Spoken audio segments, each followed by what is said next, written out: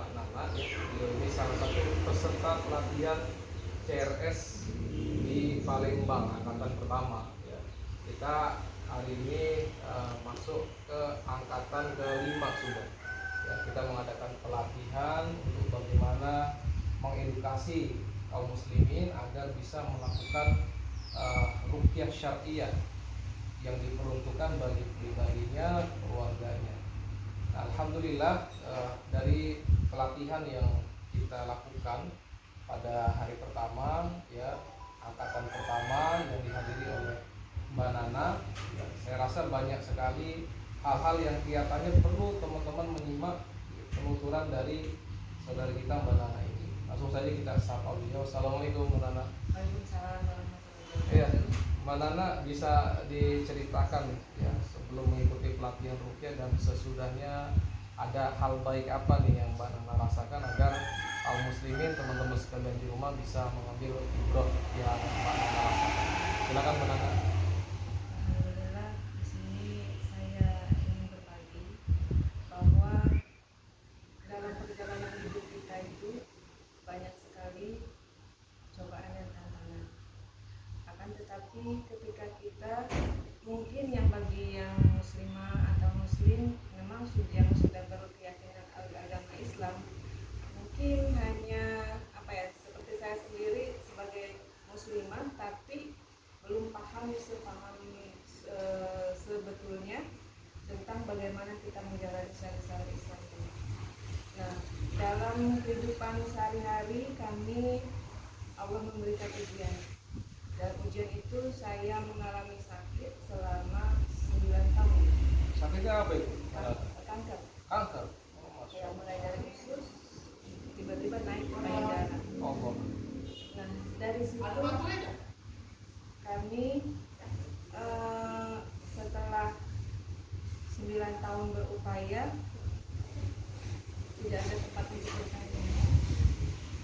Dan juga pengalaman beragama selama mungkin nol, tidak tahu sama sekali mau, tapi kami berkeyakinan bahwa sakit itu adalah ujian dari Allah dan suatu untuk tantangan untuk penghapusan dosa.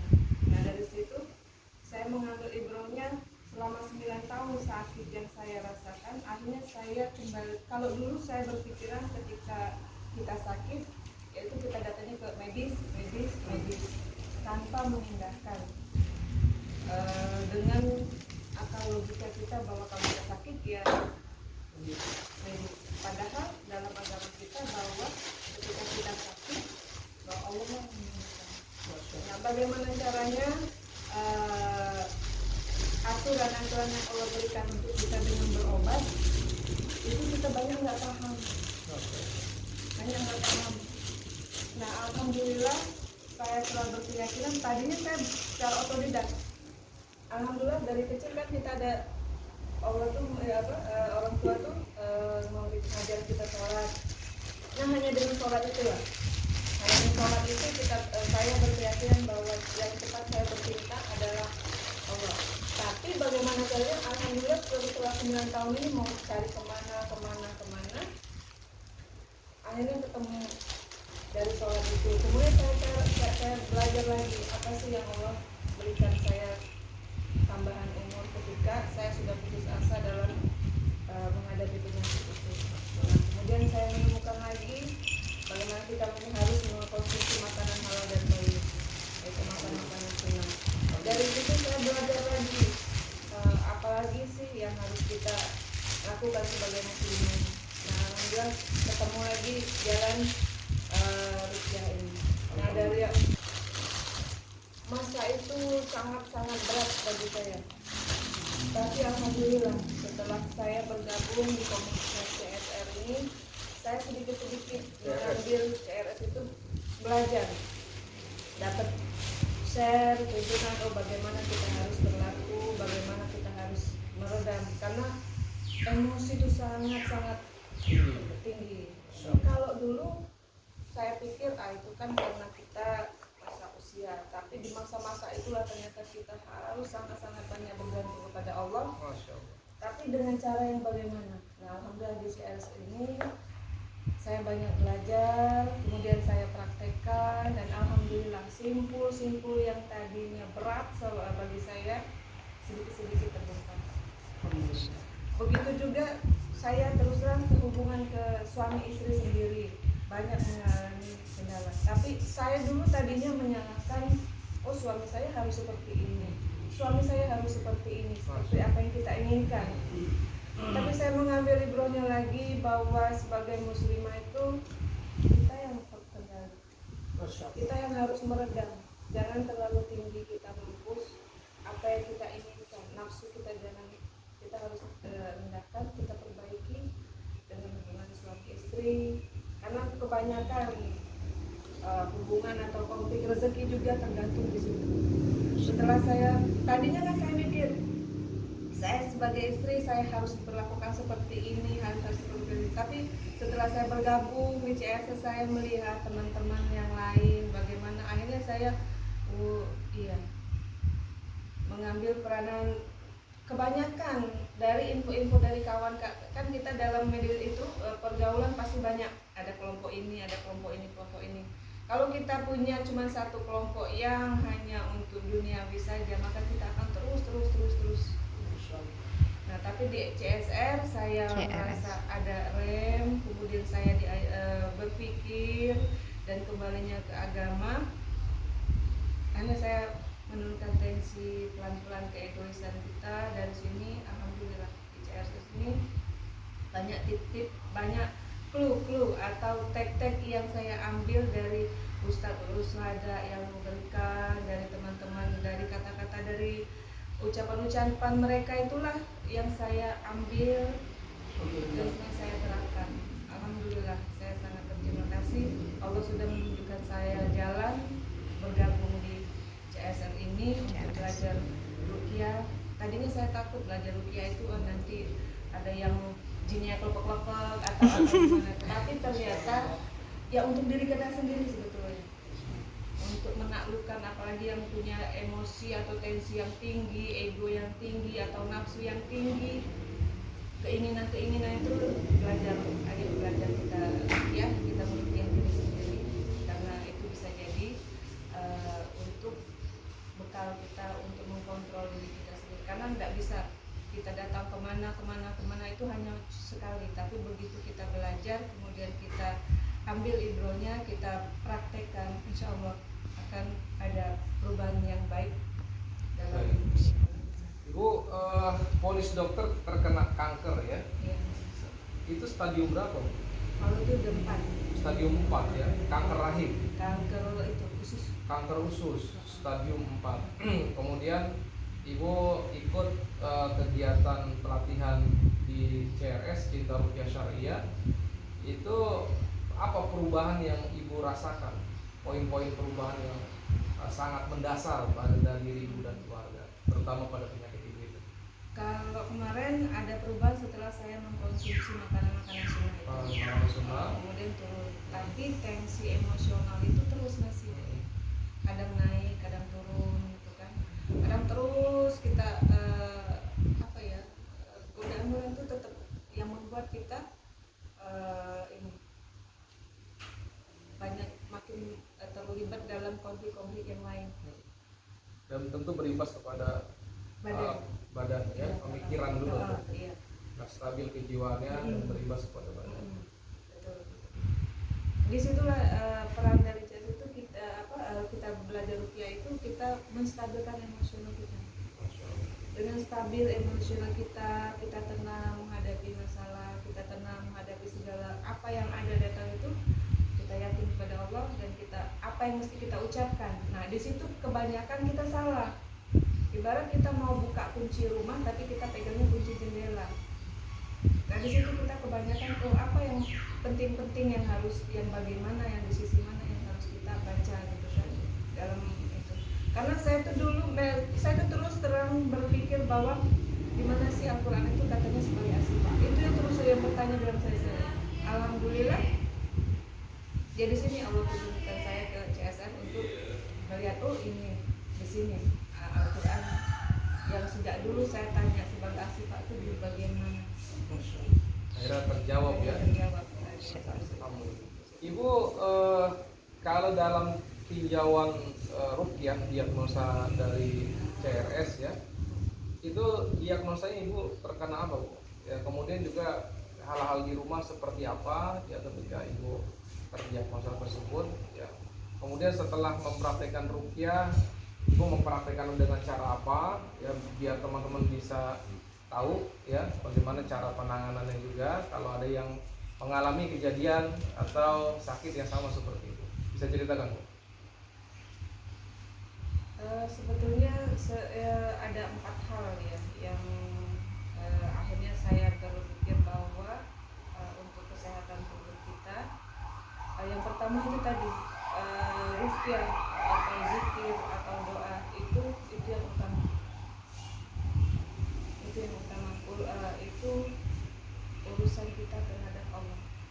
Karena kemarin saya tambah yakin bahwa ketika Ustadz Suhadam mengatakan bahwa tidaklah datang bala ataupun kerusakan yang terjadi pada diri kita itu adalah akibatnya kita sendiri. Nah di situ saya berkeyakinan bahwa apapun yang terjadi pada diri kita itu adalah karena teguran ataupun tadi teguran Allah kepada kita. Nah di situ kita harus perbaiki urusan kita terhadap Allah. Ponis yang dari diagnosa itu ibu terkena sihir kah atau terkena ini? Kemudian ibu aplikatif ruqyah di keluarga ibu seperti itu. Ibu sudah di Waktu setelah dari sakit itu, kemudian saya ke itu ponisnya ada sihir ada air. Dasir. Nah, jadi setelah itu setelah diruqyah sama Ustadz, kemudian diajarkan untuk ruqyah mandiri dan saya lakukan. Kemudian ada lagi yang setiap di rumah itu ada yang harus kita bersihkan dengan mengucap nama Allah dan kita harus selalu mengingat Allah. Itu yang ditekankan dalam CSR. Apapun yang kita lakukan adalah kita harus tetap berpegang teguh dan selalu mengingat Allah. Insya Allah kalau kita selalu, tapi disitulah dulu ya kita kan tahu Allah nggak tahu, selalu ingat, kita selalu ingat, tapi aplikasinya kita nggak pernah.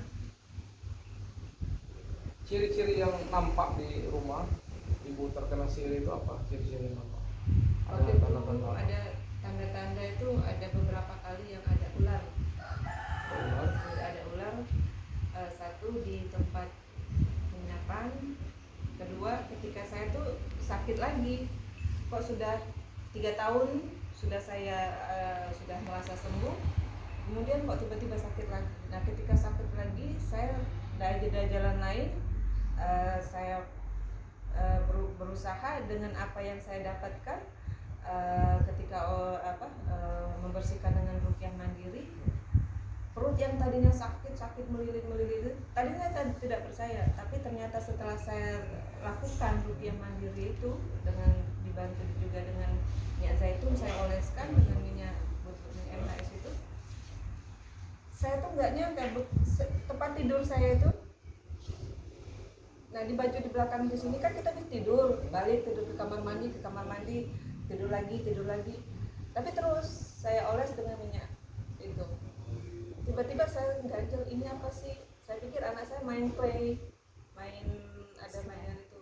Nah, saya bangun dari tempat tidur, saya terdiri, saya giniin, ternyata jatuh ular itu. Allah. Di belakang itu ular tadi. Ular itu. Bukan mainan anak-anak. Bukan mainan anak-anak. Allah. Dari badan saya itu. Jadi saya langsung diri, saya gini, ini apa sih? Di dalam saya tuh terasa ada lembut-lembut di situ. Makanya saya pikir itu clay. Saya gini-giniin, saya lihat ternyata ular. Warna apa ular itu? Warna putih kuningan. Warna putih kuningan. Sering. Ada mimpi-mimpi buruk ibu sebelum itu? Sering. Apa mimpinya? Banyak. Jadi misalnya kita berada di ketinggian bukit, kemudian saya ketemu dengan orang tua saya ketemu dengan itu almarhum orang tua saya, kemudian saya sering yang sering mengajak saya untuk ke satu pulau untuk berperahu gitu kan. Ada laki-laki yang menjemput gitu kan. Nah, sering itu laki-laki yang Allah Akbar. Nah, setelah ibu melakukan ruqyah ya, diruqyah oleh Ustadz Suhada, kemudian juga yang kedua ibu melakukan ruqyah mandiri, perubahan apa yang ibu rasakan? alhamdulillah saya lebih tenang. Kemudian setiap saya tidak cuma datang sekali, tapi setiap Ustadz datang ke Palembang selalu menyempatkan diri karena untuk mencharge. Karena kita baterai itu sering habis, sering turun naik. Jadi setiap kedatangan Ustadz kami saya tunggu karena bukan untuk berobat, tapi kita untuk sebagai sharing, juga untuk menambah ilmu lagi dengan beliau, dan juga menguatkan ketika kita berada di lingkungan yang baik, aura positif itu akan Masya datang. Allah. Jadi saya selalu menyempatkan diri dengan Mbak Silvia. Saya rutin ke rumah sakit Ambia kadang-kadang malam. Cuman cerita, sharing, begitu pula kita sudah fresh lagi. Alhamdulillah. Barakallahu fiik, terima kasih Mbak Nana ya atas sharingnya. Ini memang luar biasa ya program dari Rumah Sehat Ambia ini. Masya ya, Allah. CRS Palembang yang banyak membantu kaum muslimin dan juga Masya Allah tabarakallah ya, bukan hanya membantu dalam segi fisik, tapi yang lebih penting itu adalah membantu agar ruhiyahnya itu semakin meningkat. Karena memang ketika ruhiyah itu baik ya, maka akan nampaklah jasmaniah yang baik pula, sehat dan juga kuat. Jadi dalam jiwa yang sehat itu terdapat tubuh yang kuat. Itu harusnya yang kita jadikan sebuah argumentasi dalam kehidupan kita. Wallahu a'lam bishawab. Terima kasih Ibu ya. Mbak Nana, assalamualaikum warahmatullahi wabarakatuh.